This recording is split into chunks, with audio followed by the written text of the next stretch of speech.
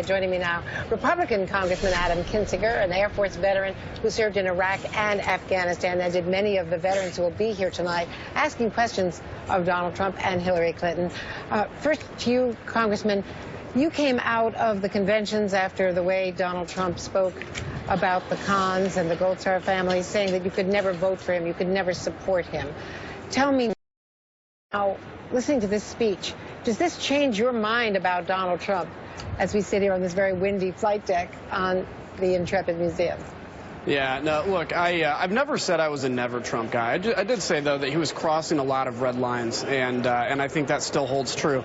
You know, I'm not going to spend my time continually going out and rehashing those, but, you know, from this speech, yeah, I mean, read off a teleprompter, you know, it was good, and it sounded, you know, parts of it, there were a lot of details that need filled in, as you guys were discussing with the sequester. I'd love to end the sequester, and how are we going to do that? You know, we need this massive investment in the U.S. military again, as, you know, I still serve in the Air National Guard, and we're underinvesting in the next generation of whether it's body armor or airplanes or technology. Our fleet's getting older. So that stuff's important. But I think even broader, what we want to hear is specifics for, you know, my concern about the Russia issue. Russia, I think, is one of the greatest strategic competitors that we have, you know, as they're trying to re-wrap up Eastern Europe, as they're trying to dismantle NATO. And the issue of Syria. Syria will not burn itself out. Syria is a problem where there is going to have to be some answers to fix that problem, whether it's the refugees or the Assad regime. And those are details that hopefully get filled in tonight.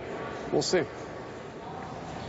And, Congressman, you mentioned Russia and Putin, obviously, especially as we've seen in these last few days in his meetings with the president over at the G20 in China, is the major obstacle to a ceasefire even for humanitarian aid into Syria. So Russia is a player in so many of these issues, as well as, of course, the new charges, the suspicion that Russia is hacking and using disinformation to try to influence the American election. But I want to ask you about Iran, because there's new reporting.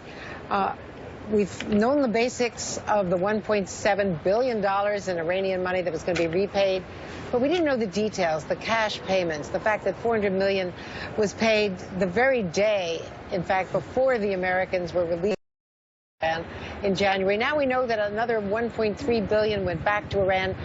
Some of your colleagues on the House demanding hearings, demanding answers from the administration after the Wall Street Journal published overnight.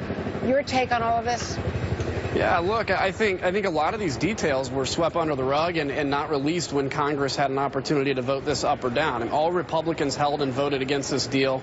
The Democrats that voted for it, frankly, are going to have to get answers to what's going on. But, yeah, I mean, you know, whether it's the $400 million, which to one person's a ransom, to the administration is a quid pro quo, whatever they ended up calling it, these are real problems. This is in the middle of, by the way, Russia's alliance with Iran in Syria, the Iranian boats swarming U.S. military boats in the Persian Gulf right now. Iran is a really huge concern, as well as what you have in Yemen, as well as Iran's investment in extremist groups and Hezbollah and things like that. So, yeah, there've got to be some answers. And the truth is, the Russians don't fear American responses right now. What they're doing at the negotiating table for Syria is stalling, because the longer they stall, the better position Assad is in to keep power. And that is their only goal right now in Syria. Congressman, let me bring you back to Donald Trump.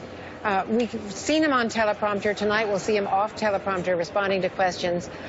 But your assessment of him as a potential commander-in-chief. We have new polling indicating that military, retired and active duty military, favor him over Hillary Clinton, yet by large measures do not trust him to control nuclear weapons. So there's a sort of a disconnect there in our NBC News SurveyMonkey online polling. But what is your take as to supporting Donald Trump to be the next commander-in-chief? Or would you consider supporting a libertarian? Or would you consider doing what the Dallas Morning News now has done for the first time in, you know, decades and decades, endorsing a Democrat, endorsing Hillary Clinton today? No, I mean, look, if I ultimately endorse Trump, that'll happen. If I don't, then I won't be endorsing anybody else like a libertarian or a Democrat, because I don't agree with either their foreign policies or, you know, the domestic policy, frankly, of Hillary Clinton as well.